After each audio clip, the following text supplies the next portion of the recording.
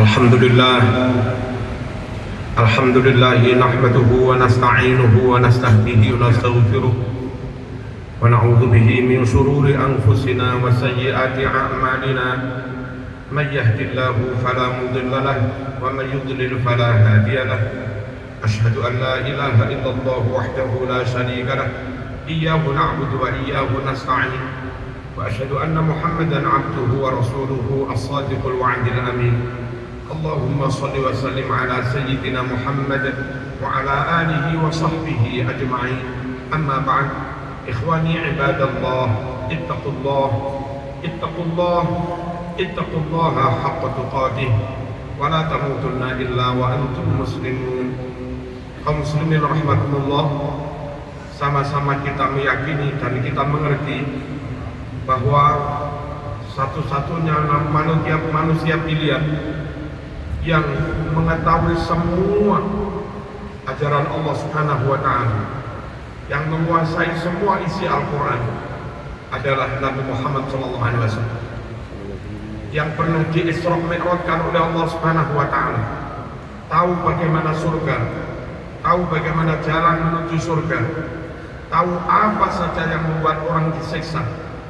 Yang mengalami itu adalah Nabi Muhammad SAW. Karenanya kaum muslimin rahimakumullah, jalan untuk mendapatkan keselamatan adalah dengan senantiasa meyakini, memegangi, mengikuti, mengamalkan apa yang diajarkan oleh Rasulullah SAW. Salat sekalipun, ibadah sekalipun, manasik haji sekalipun, kalau ternyata tidak sesuai dengan ajaran Rasulullah SAW, maka sia-sia tidak diterima. Rasulullah SAW bersabda, "Man amila amalan laisa alaihi amruna fahuwa raddun." Barang siapa melakukan amalan tidak sesuai dengan apa yang saya perintahkan, maka amal orang itu ditolak. Kaum muslimin rahimakumullah, orang yang melakukan amalan ternyata mengada-ada, tidak diajarkan oleh Rasulullah SAW, atau melakukan amal yang sebetulnya diperintah, tapi cara mengerjakannya senantiasa tidak sesuai dengan yang dituntunkan Rasulullah SAW, maka itu namanya bid'ah. Man ahdatsa fi amrina hadza ma laysa minhu fahuwa raddun. Barang siapa membuat hal yang baru, mengada-ada, yang di zaman Nabi tidak ada, maka itu namanya bid'ah. Dan tentu kullu bid'atin dhalalah, setiap yang benar-benar bid'ah adalah sesat. Kaum muslimin rahimakumullah, kunci keselamatan adalah pegang Al-Quran dan Sunnah. Taraktu fikum amrayn lan tadillu ma in tamassaktum bihima, kitab Allah wa sunnat Rasulih. Aku tinggalkan untuk kalian semua dua pusaka. Jika kalian pegangi dua pusaka itu, selamatlah kamu. Namun jika dua pusaka itu kamu tinggalkan, maka celakalah kamu. Apa itu? Kitab Allah wa sunnat Rasulih, Al-Quran dan Sunnah Nabi Muhammad SAW. Kaum muslimin rahimakumullah, perintah tidak hanya taat kepada Allah, tapi juga taat kepada Rasulullah SAW. Ati'ullah wa ati'ur Rasul wa ulil amri minkum. Taatlah kalian kepada Allah, taatlah kalian kepada Rasulullah SAW, taatlah kalian kepada ulil amri, para pemimpin yang memimpin kalian dengan berpegang ajaran Rasulullah SAW. Kaum muslimin rahimakumullah, Nabi juga bersabda, "Man ata'ani faqad ata Allah, wa man asani faqad asallah." Barang siapa mentaati aku, sejatinya mentaati Allah Subhanahu wa ta'ala. Barang siapa maksiat kepadaku, durhaka atas perintahku, sejatinya dia maksiat kepada Allah Subhanahu wa ta'ala. Karenanya kaum muslimin rahimakumullah, sekali lagi kunci keselamatan adalah mengikuti sunnah Rasulullah SAW. Bahkan ketika Nabi mengatakan, dulu agama Islam baru datang seakan terasing, dan kelak menjelang hari kiamat Islam juga kembali terasing. Lalu Nabi bersabda, "Fatuba lil ghuraba." Untung sekali mereka-mereka yang terasing. Bada'al Islamu ghariban wa sayaudu kama bada'. Fatuba lil ghuraba. Untung sekali mereka-mereka yang gharib, ghuraba, terasing. Sahabat bertanya, "Wa manil ghuraba ya Rasulullah?" Siapakah yang dimaksud mereka yang ghuraba, yang terasing? Nabi bersabda, "Alladzina yuhyuna ma amatatin nas min sunnati." mereka yang tetap berkomitmen menghidupkan sunnahku meskipun ditentang orang lain. Kaum muslimin rahimakumullah, banyak sekali sunnah Rasul yang hadisnya sahih, namun ketika kita melakukannya ada saja satu dua orang menganggapnya itu bid'ah. Jangan mundur, terus lakukan dan terus lakukan, perjuangkan menghidupkan sunnah Rasulullah SAW. Antara lain berzikir jahar, zikir dibaca keras ba'da salat maktubah, ba'da salat fardu. Sungguh itu sunnah Rasulullah SAW. Hadis riwayat Imam Muslim juz 1 halaman 410 dan riwayat Imam Bukhari kitab Fathul Bari juz 2 halaman 324. Inna raf'as sawti bidzikri hina yansarif an-nasu minal maktubah kana ala ahdi Nabi sallallahu alaihi wasallam. Sungguh berzikir dengan suara dikeraskan ba'da salat fardu itu adalah sudah ada sejak zaman Nabi Muhammad sallallahu alaihi wasallam. Artinya Nabi sahabat melakukan itu dan itu sunnah. Hadisnya Bukhari. Namun ada satu dua orang menganggap itu bid'ah. Bermusafahah bersalaman, bahkan cium tangan ba'da jamaah, itu juga hadis Bukhari nomor 4377 4377. Salat Rasul al-dhuhra rak'atain wal asra rak'atain wa baina yadayhi 'anazah shalla min wara'iha al-mar'ah faqama wa qama an-nas faja'alu yaquluna bi yadihi yamsahuna biha wujuhahum.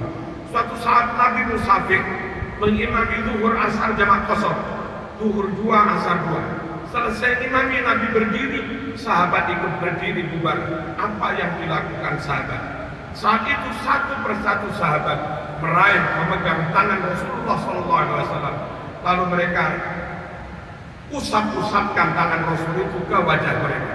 Orang Jawa menyebut sungkem cium tangan, dan Rasul menerima diperlakukan seperti itu.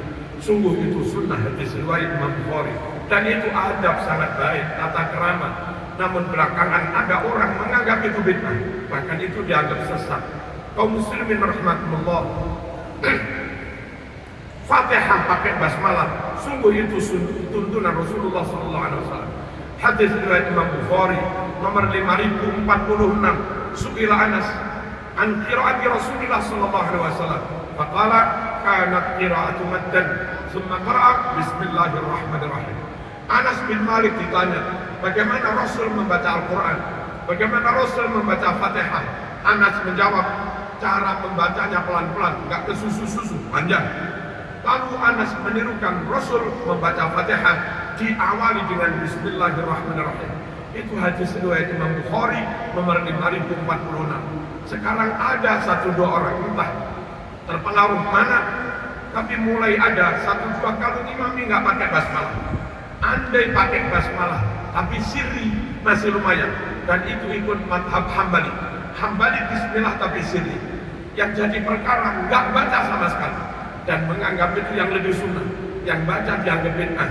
Kaum muslimin rahimakumullah, bagaimana kita orang awam yang tidak hafal Quran? Bagaimana kita orang awam yang nggak hafal dalil, yang nggak menguasai hadis Bukhari Muslim? Ikuti para ulama ahlu sunnah wal jamaah. Ikuti para kiai yang hari-hari pagi sore malam baca kitab dengan santri. Mereka lah orang-orang yang menguasai Al-Quran dan Sunnah. Mereka lah yang khatam Bukhari. Mereka lah yang khatam Sahih Muslim. Bahkan khatamnya bukan sekali, berkali-kali. Kami dengan Pak D kami di militer dulu, ya Rasulullah, kalau khataman Sahih Bukhari itu sebulan khatam. Kalau kami khataman Sahih Muslim sebulan khatam. Kalau kami khataman Ihya sebulan khatam. Nah, kiai-kiai kayak begitu yang pagi sore malam ngaji kitab bertahun-tahun, mereka lah yang sebetulnya menguasai isi Al-Quran dan Sunnah. Bagi kita yang awam yang nggak mengerti, kepingin meniru sunnah Rasulullah SAW, kepingin mengikuti sunnah Rasulullah SAW, cara yang paling praktis adalah dengan merujuk bertanya kepada ulama yang memang menguasai isi Al-Quran dan Sunnah. Karenanya Rasulullah SAW diperintah, Rasulullah SAW juga memerintahkan kita agar mengikuti sunnahnya. Yang tadi saya katakan, man ahabbani falyastanna bi sunnati. Barang siapa mencintai aku, ikutilah sunnah. Qul in kuntum tuhibbuna Allah fattabi'uni. Katakan Muhammad, jika kalian benar-benar mencintai Allah, maka ikuti sunnah. Sekali lagi, ikuti sunnah. Bagaimana caranya? Allah Subhanahu wa taala berfirman, "Was'alu ahla dzikri in kuntum la ta'lamun." Bertanyalah kepada para ulama yang ahli zikir jika kalian tidak mengerti. Hadirin rahimakumullah, ada orang menguasai ajaran Islam tapi nggak mau zikir, nggak mau tahajud. Itu ilmuwan, bukan ulama. Ada orang yang rajin zikir, rajin tahajud, tapi nggak mengerti Quran Sunnah. Maaf, itu mungkin tabib atau dukun. Ulama adalah mereka yang menguasai Quran Sunnah, mengamalkannya, dan tentu terus berzikir pada Allah Subhanahu wa taala untuk menimbulkan rasa khasyah dalam hati mereka. Itulah ulama tempat kita bertanya. Innama yakhshallah min ibadihil ulama. Sungguh yang benar-benar takut pada Allah di antara hambanya hanyalah para ulama. Kalau kita manut kepada ulama, ikut para ulama, insya Allah sama dengan ikut sunnah Nabi Muhammad SAW. Terakhir Nabi bersabda, "Man qallata 'aliman laqiyallaha saliman." Siapa yang manut kepada ulama, matinya nanti selamat. Bismillahirrahmanirrahim. Wal 'asri innal insana lafi khusrin illa alladziina aamanu wa 'amilus shalihaat wa tawassaw bil haqq wa tawassaw bis sabr.